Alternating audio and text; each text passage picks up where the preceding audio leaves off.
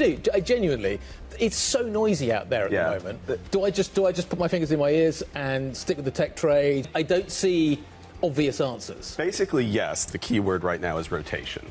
So literally everybody knows tech stocks are crowded and expensive. Yeah. What you don't want is you sell tech, but you also sell everything else. That higher correlation environment at either a single stock or a sector level, that's where you get these dangerous turns in markets. You've got three things that are really going on. The first is exactly the part you talk about, and that's the macro side. So that is oil prices, which of course is driven by nervousness about the Middle East. Second, you've got the fundamentals, which is the earnings and the earnings power and what that might look like.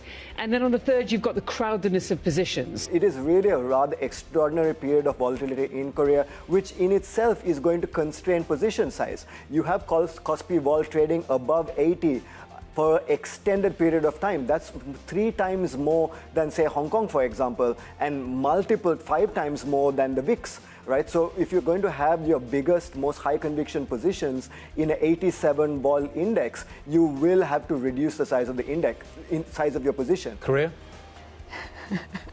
Just Korea? What are you? We're in a bear market. How did that happen?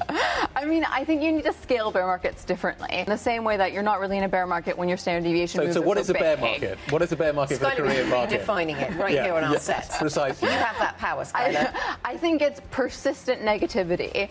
And I think what you're seeing in Korea in particular is that there's still that kind of dip buying within retail. Yes, you may have had some profit taking post Samsung results, etc. That means that you have downside. But until I think you see persistent weakness over multiple days, multiple weeks, I wouldn't really call it a bear market. We're selling memory stocks. Some people going back into hyperscalers, some people casting the net a lot wider, thinking about pharma, banking stocks. How are you thinking about AI and how it relates to the rest of the market at this point? It's going through sentiment cycles, and I think that's a bit what we're dealing with. I mean, the dispersion is just shocking, what you see between some of the Mag 7 even. In the very near term, I would not be surprised if the Mag 7 or the hyperscalers will trade a bit better, and if the semiconductors continue to be quite volatile.